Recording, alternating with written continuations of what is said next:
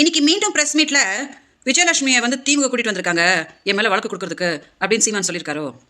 சீமான் அவர்களே, முதல்ல சொன்னீங்க எனக்கு விஜயலட்சுமி யாருன்னே தெரியாது அப்படின்னு சொன்னீங்க. அவங்க காங்கிரஸ்காரங்க கூட்டிட்டு வந்திருக்காங்க அப்படின்னு சொன்னீங்க. அடுத்ததான் நான் வந்து வழக்கு உங்க மேல கொடுத்த போது அவங்களை வந்து பாரதிய ஜனதா கேட்டிருக்காங்க அப்படின்னு சொன்னீங்க. இப்போ மதரசலம் வச்சு நீங்க வந்து 2023 ஒரு பேச்சுவார்த்தைக்கு எங்கிட்ட வந்தீங்க இல்லையா? அதுல வந்து நான் 50,000 ரூபாய் மாசம் கொடுத்துறேன், என்னை பத்தி எங்கேயும் பேசாத அப்படின்னு சொல்லிட்டு மாசம் 50,000 ரூபாய் போட்டீங்க. எங்கிட்ட வீடியோஸ் எல்லாம் வாங்கினீங்க.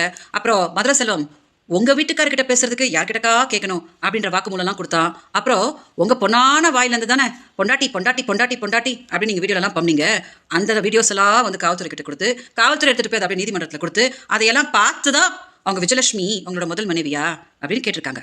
இப்போ திமுக ஒன்றும் உங்களை வந்து போன வருஷம் விஜயலட்சுமிக்கு 50,000 ரூபாய் கொடுத்து இந்த மாதிரி கேவல பிடிச்ச வேலைலாம் பண்ணு அப்படின்னு சொல்லலை. ஸோ ஏன் அவங்கள சும்மா வீணா வம்பு கிழக்கிறீங்க? அப்போ இன்னொரு விஷயம் சொன்னீங்களா, அந்த பொம்பளை கொஞ்சம் நேரில் வர சொல்லுங்க, நான் உட்காந்து பேசுகிறேன் அப்படின்னு. நான் காத்துட்டு இருக்க சீமானவர்களே, உங்களை நேரில் பார்த்து என்னைய பார்த்தா உனக்கு எப்படா தெரியுது அப்படின்னு கேட்கணும்னு நான் காத்துட்டு தான் இருக்கேன். கொஞ்சம் காவல்துறை கிட்ட சொல்லுங்க, உடனே அதுக்கு அரேஞ்ச் பண்ணிடுவாங்க.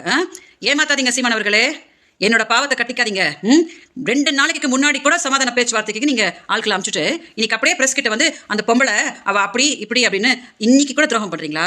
அதான் நான் சொல்லிட்டே இருக்கேனே, என்னோட பாவம் உங்களை சும்மாவே விடாது. இன்னும் எப்படிலாம் போட்டு பருத்தி எடுக்க போகுது அப்படின்னு நீங்க பாருங்க.